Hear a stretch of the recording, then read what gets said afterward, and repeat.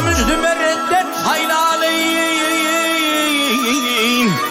Ey ak kolum boynumu kıyıp salmana karşıyım.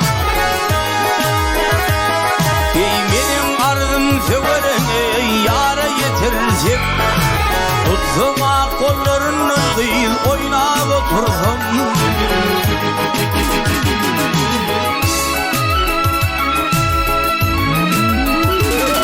Ey gönlümde varmakta diyişin bitiremeyim. Ey öptem levlerinden kıyıp balmama karşıyım. İğnerlice dilber, ey çiçek dilber. Oh.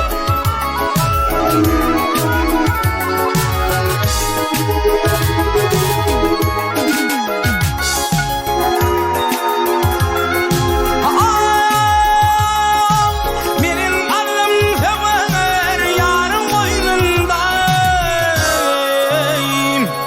Ey ağlım yanağını kıyır elim boynunda.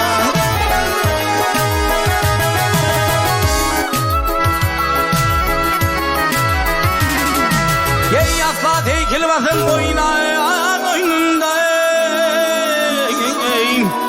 Ey kercayı kıyır gel bana karşı. Ey kemin edir temtem aylıydı vıfadı yarım. Al yaşıl geyiptir eyvay takip cemalım.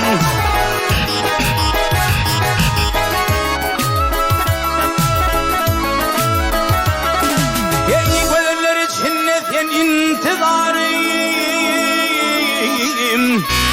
Ey sen Leylim en Mecnun kıyı şöyle bana karşı.